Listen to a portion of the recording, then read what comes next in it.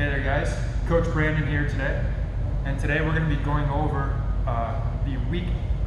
topic 2 of our closed guard chapter, which is the top lock.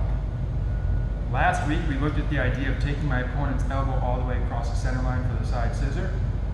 Then we have some options where we take the elbow to the center line, or near it, or out and away from the center line. This week's classes are focused on taking the elbow close to the center line. I want to give you guys a brief look into our different elbow positions and how we're going to use them, and then we're going to dive deep into the top lock. Okay? So let's close guard here, Graydon. So first off, last week we looked at the idea of taking my opponent's arm completely across my center line. Once it was across the center line, I was able to shrimp out, get the lapel, and come up and take the back. Sometimes we're going to be able to get our opponent's elbow kind of close to the center line, but they're not going to let me take it all the way across. He's going to be fighting his elbow back, pulling it back to his body, and we'll only get it so far. In circumstances like this, with the elbow close to my center line but not yet across, I can climb up into a top lock. And this is going to make up the majority of today's video and this week's classes. Otherwise, if my opponent is fighting so hard that I can't even get the elbow inside my hip, it won't get anywhere near the center line, I can take inside position, break him down, and now I can start to set up, I'll do it on this side so you can see, set up the clamp position by taking his elbow out and away from the center line. The clamp position allows me to go into awesome triangle attacks and subsequent attacks off there. Otherwise, I can take his elbow out and away from the center line with the inside wrist position. Now when Graydon tries to take his arm back into the center, he can't, and I can pass my foot through once again to go into triangle attacks. So we're going to see the clamp and the inside wrist during weeks 3 and 4 this month. But again, this week's video is focused on the top lock, so let's talk about it. The reason the top lock, or let me rewind, there's another very important piece here, guys. Before you try to attack your opponent from the closed guard, create a position of advantage. We've all seen arm bars in basics, foundations, fundamental classes, where we control the elbow, control the shoulder, we step on the hip to get an angle, and then I throw my right leg all the way down here from his hip or low back up to his head. The problem with this is that right now I don't have a great control of Graydon's posture. If he wants to posture up on me right now, he can. And if he's postured up that high, I can't get to an arm bar. Another problem with this method is if I try to throw my right leg from where it is right now to over his head, Graydon can easily put in a figure 4 defense. And as I go to catch his head, he can catch my cross-face leg, and now he can stop me from connecting to the head. Now he can pull up and away, and we lose the posture. Okay. I would say the two biggest factors, or two biggest problems we run into for the arm bar, the two biggest problems. One is my opponent posturing up and away, and 2 is my opponent stacking into me, and we'll cover these in a little bit. But first, let's talk about the top lock and why it's better. Rather than throwing up the arm bar from this position, when I lock on a top lock over the shoulder, now when Graydon goes to posture up, it's a lot harder for him to do so because I'm hanging my legs and hips and body weight off the end of the lever. If my legs are locked down here pulling in and Graydon goes to posture, you can posture super easy because I'm way down at the low end of the lever. If, however, I'm able to lock my legs here, up high on the lever and pull in, and Graydon goes to posture, it's very hard for him to get his posture back. So that's one benefit of the top lock. The other benefit is that my right leg has a significantly shorter distance to travel now. So as I'm setting up my arm bar, I just need to move my right leg from Graydon's left shoulder to his right shoulder. It's a much smaller movement, much harder for him to defend. His window of opportunity to defend closes significantly. You can never close that window of opportunity for him entirely, but you can shrink it. So, that's the benefit of the top lock. Now let's talk about how to get to the top lock. To get to the top lock, we need to create a condition that we call 45 inside. 45 inside refers to a situation where I have my opponent's posture broken down to 45 degrees. If his posture's up, I can never hit an armbar from here. If he's all the way down, I can't hit an armbar from here either. It completely smothers my attacks. We want him in this Goldilocks zone, right in the middle, 45 degrees. So that's the 45 part of 45 inside. What's the inside part? That refers to my opponent's elbow. I want to take Graydon's elbow and bring it inside of my hip. Once his elbow is inside of my hip, my right leg is now free to start climbing up the body and over the shoulder. If Graydon's elbow is outside my hip and I want to climb my right leg out over the shoulder, look at how his upper arm blocks me out. However, if I take that elbow inside my hip, now my leg is completely free and clear to go up and over. So typically, that's what 45 inside is. Typically, 45 inside, one of my hands will be committed to controlling my opponent's posture to 45 degrees, while the other hand is committed to keeping the elbow inside the hip. We can do this with no-gi grips, such as coming inside, taking a collar tie. So 45, and my right hand goes directly to the elbow and pushes the elbow inside the hip, inside, 45 inside. Otherwise, we can also set up the top lock using gi grips. I can take a cross cuff grip on Graydon, just like I did when we were setting up the side scissor. But this time, I can't get the elbow all the way across the center line. I can only get it to the center line. Now what about his posture? I'm going to control his posture with a cross collar grip. So we have cross cuff, and we have cross collar. Oftentimes, if he's basing on my chest or if he has my lapels, I can't reach the cross collar by keeping my shoulders flat. I'll move his hand across my center line a little bit, and I'll turn up to my side, getting my shoulder closer to his collar. If my shoulder's far away from his collar, I can't reach. So I bring my shoulder close to the collar, and now I can reach up and get my cross collar grip. Now if Graydon is posting with his hand and he's posturing, the beauty of this cross collar grip going over Graydon's arm means I can drop my elbow into Graydon's elbow to break his posting arm. I can force his arm to bend so that he cannot maintain his posture. Now I'm controlling his posture with this cross collar grip and with a knee pull. Now, once I get his elbow inside my hip by pulling across the body with my right hand, now I can begin to climb my legs up his body until I lock over the shoulder. Graydon, will you please rotate and face the camera? So right here, so back.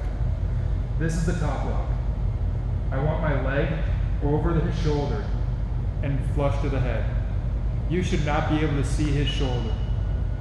If I'm like this, and you can see his shoulder between between his head and my leg, he can push his shoulder through and shrug off the top lock. That's another big problem with the top lock. So when I come up with my cross collar and cross cuff grips, and I begin climbing, I get over the shoulder and I want to be tight to the head. I cross my ankles, and now my hips have to lift up into the elbow. If my hips are on the ground and my legs are pretty relaxed, Graydon can pull his elbow out, and now he's going to be free and clear from the top lock. So once I get to the top lock, here and here, we climb. I want my hips driving up and my heels curling down in a back heeling action. Now when Graydon tries to slip his elbow out, my hips hold his elbow in place. Now to stop Graydon from shrugging the top lock off and driving his right shoulder through my legs, I want to take my two knees and pinch them together tight. Now, if Graydon goes to pull back or push forward, it's hard for him to break the top lock. So that's how to set a top lock. Now let's go on to actually how to attack out of the top lock. Okay?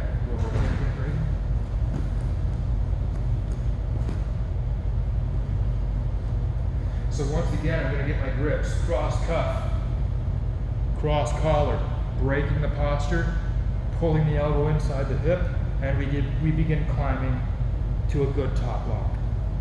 The first attack out of here is going to be an arm bar. Okay? My right wrist is going to cover Graydon's wrist. Now when he goes to make a figure four, he cannot. If I let Graydon's wrist off my chest, he can slip his elbow underneath his wrist and get to a good figure four. So now when I try to extend the arm, it's going to be really hard. So as soon as I get here, I want to keep his wrist glued to my chest so his elbow cannot get underneath his wrist. Now, I'm going to use my legs to shift my body around the corner. I extend my left leg and I pull with my right leg. Left knee goes away from me, right knee comes closer to me. And that puts me at this angle. Now from this angle, an incredibly important detail that makes a huge difference on your success is your ability to control your opponent's posture. I do that with my right leg here, pointing towards Graydon's head and curling down. Now when Graydon tries to posture up, my leg holds him down. If I keep my leg straight across his back, Graydon can now posture up and get out of the arm bar. So I get my swivel, my right leg curls down over the head. Now as Graydon tries to posture up, this slows him down long enough for me to bring my cross-faced leg over, cover the head, and now I'm going to take my 2 feet, pointing toward the head and down to the mat. Now when Graydon tries to posture up, my feet are too heavy. Once again, if my feet point down toward his hips, now he can start to posture up and I'll lose control of the arm bar. And then obviously we finish with a little hip, right? So we control cross cuff, cross collar, we climb and set the top lock. Hips up, knees in. Cover wrist to wrist, keep the wrist glued to your chest. Swivel, curl down over the head to control the posture. Cross-face leg over. Now I just finish by keeping his wrist tight to my chest, and I drive my hips up to straighten and hyperextend the arm. So that's how we control the posture. We always keep weight down over the head. Even our torso leg points over the head and curls down. Another common problem from the top lock is that opponents will stack you. And out of the stack, I very rarely try to finish the arm bar. It's so hard. Because we have to extend against their body weight, driving down against us, against gravity, and it's really rough on the back. So rather than trying to extend and get the arm bar when I get stacked, I focus on sweeping my opponent with a pendulum sweep. I pull across, I get my cross collar, I climb. Now from here, maybe I'm not able to keep his wrist tight to my chest. He gets to a good defensive figure four, and he drives up into me, forcing me into this stacked position here. Now the problem with this is that now I can't curl my foot down over his head. If I separate my feet at this point, he can posture up and away and I lose my attacks. So before I do anything with my legs, my left hand is going to go around and I'm going to take a collar tie on Graydon. Now when I open my legs, Graydon goes to posture, you can't do so. My right arm is going to take a scoop grip on the leg, elbow deep. This allows me to pull myself to a good angle and get myself underneath of Graydon's center of gravity. Now from here, I want to keep everything pulling down. My collar tie pulls down, my knees pull down. I want to force myself and Graydon to make a small ball, because balls roll very easily. From here, my left leg is going to kick out to my side or in the direction Graydon's facing, here. A common mistake I'll see is people throw their leg down straight like this to Graydon's side. The problem is Graydon's right leg is posting on the mat right over here. So if I go to sweep, I'm going right into his base of support. I want to take Graydon out in this direction, where he has no base of support, where I have his arm caught near my center line. So I throw my left leg out to the side with some momentum. And you'll see when I do this, I start to get Graydon's body moving in that forward direction. Now from here, I throw my left leg down to the mat, pulling with my scoop grip to push his hips across. And as he's about to fall, I have to take my left leg below his shoulder line. If I leave my leg above the shoulder line, I'll finish it correctly first. I take him down, I take my leg below the shoulder line, and I can push him and come up on top.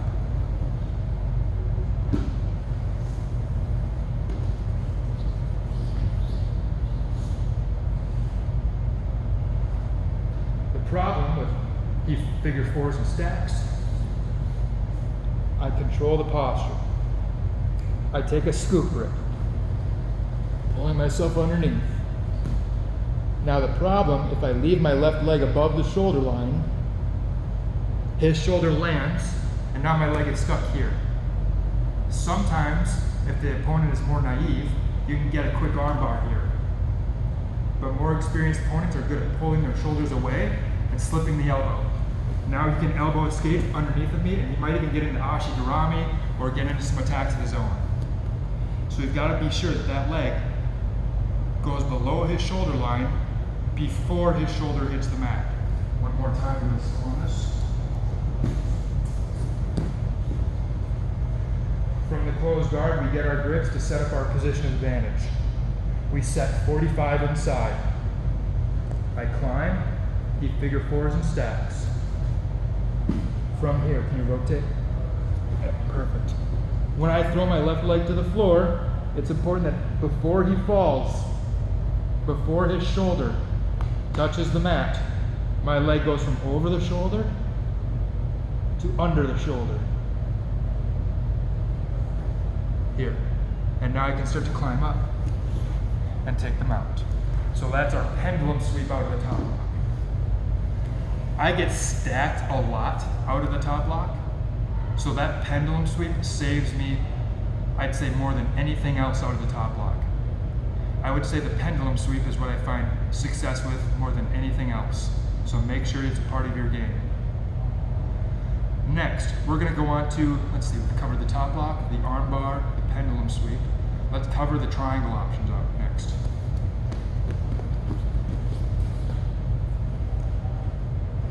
If I set a top lock, cross cuff, cross collar, and I climb up, if my hips are not high, if my hips are low, I'm making a bad top lock, and Graydon completely pulls his right arm free, he leaves me a triangle. Now we control the collar tie, we get a scoop grip, we pull ourselves to an angle, putting the knee behind the head, and we lock our figure four. Okay, so that's a pretty basic technique. I think a lot of people know that one. From the top lock, I'm going to go for an arm bar. He completely pulls the arm out, and he leaves a triangle behind.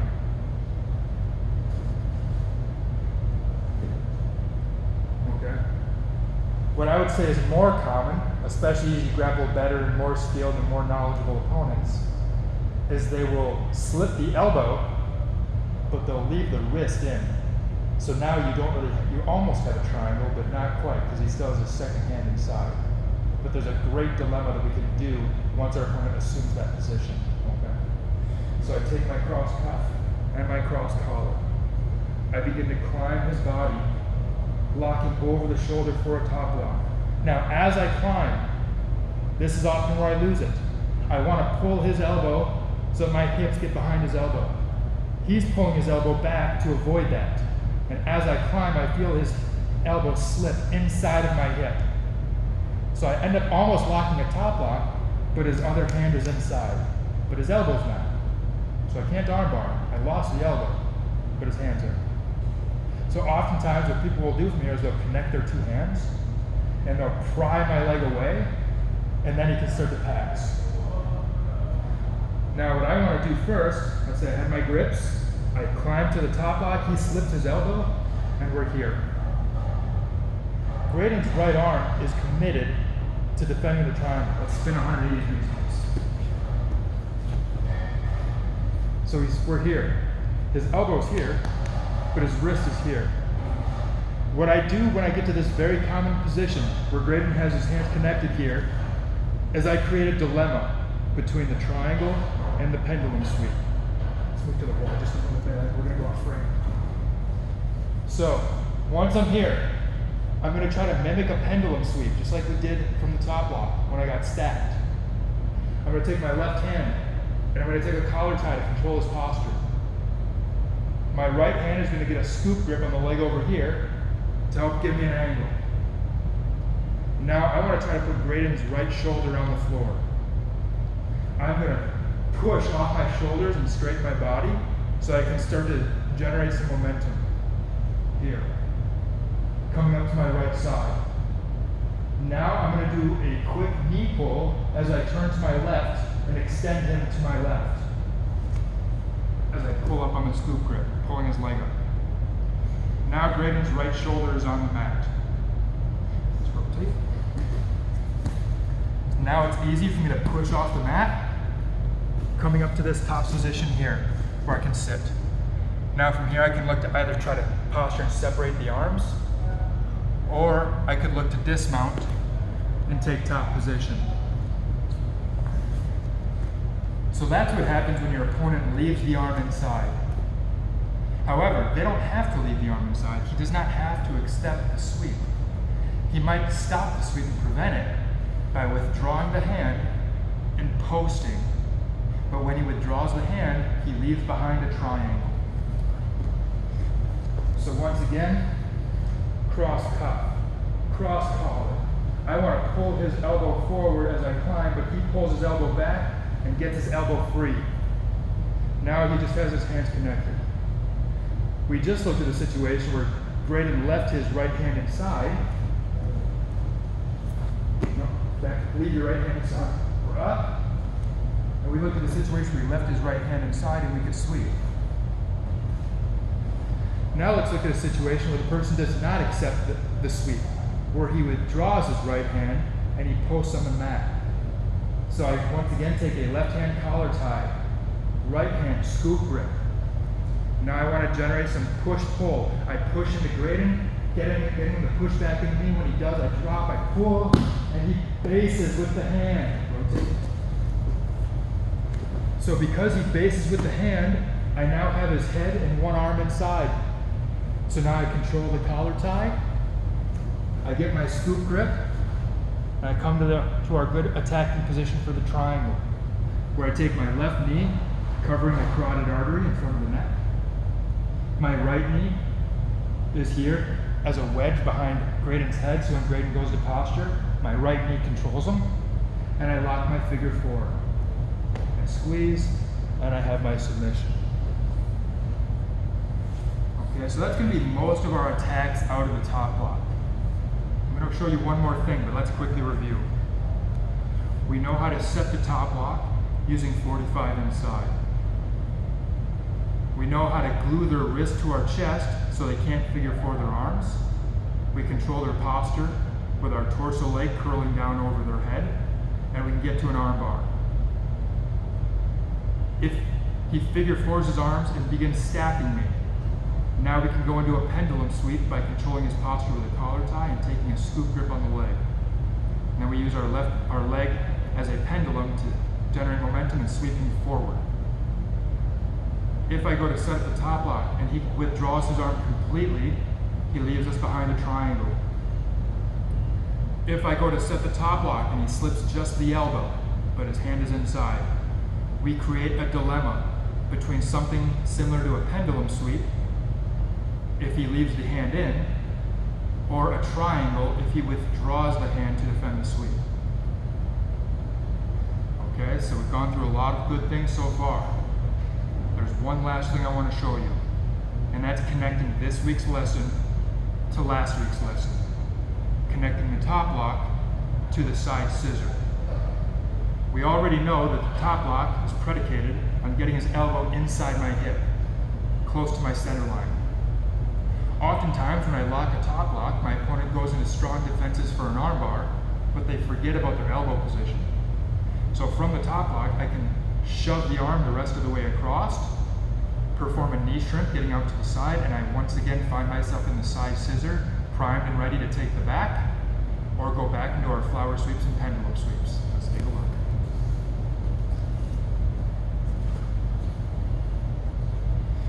All right, in a situation where I take a cross cuff grip with my opponent and a cross collar, and I begin to climb, coming up, I lock my top lock. Now from here, he begins like maybe figure fours. He might start driving into me and stacking, things like this.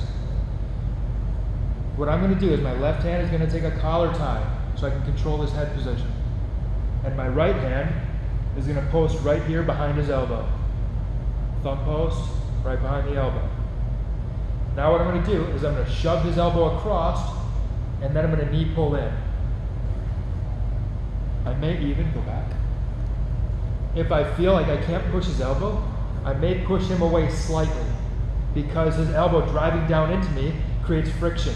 If his elbow is driving down in hard and I go to push, it might not move. But if I can kind of push his elbow up first and break that contact, and now I push it across and pull, we can set up our side scissor. So once again, he figure fours, he's driving in, he's doing all these things people do to defend. I'm going to take a collar tie to control the head. My right hand posts on the elbow, and then I give a little shuck, pushing the elbow past my center line. My left hand holds his head down, and I keep my hips up. Now when he goes to draw his elbow back across my center line, it's caught. Now from here, I find my lat grip. I use my right knee as a knee shrimp, and I get out to the side. Now from here, you guys know what to do. We go through, and we find the far side collar grip, right here. Come back, building up to an elbow, and from here, now I put all my weight on my right leg to lift my left hip off the floor, and now I can withdraw my left knee and base my left knee on the mat. That allows me to come around the corner and begin to break him down into a power half. We also saw from the side scissor, if I win the battle for elbow position, but I don't win the battle for head height, he takes his head higher than mine. I can either plant my foot here next to his ankle and go into a flower sweep by kicking, or if I try that and he sinks his weight down heavy onto his heels, bring your knees in, and sit back on your heels, yes, and I can't go in with a flower sweep, I'll go back to our pendulum sweep. Scoop grip, pull myself up to an angle, my right leg kicks down to the floor, and then before his shoulder lands, my leg goes below his shoulder. I push myself up, and we once again find ourselves in the top mounted position. So that's the last thing I wanted to show you guys, how the top lock and the side scissor are related, and it all comes down to my opponent's elbow position in relation to my center line. So once again, quick recap. We can get to the top lock using 45 inside. Once we're in the top lock, we can try to hit an arm bar. If my opponent stacks me, I go into a pendulum sweep. If my opponent withdraws the arm completely, I go into a triangle. If my opponent withdraws just the elbow but leaves the hand inside, we use a pendulum sweep triangle dilemma, where he's forced to choose between accepting the sweep and keeping the hand in, or withdrawing the hand to defend the sweep and accepting the triangle.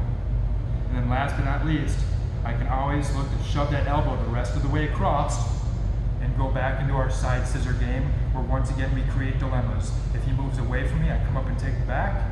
If he moves into me, I sweep him in the direction of his trapped arm.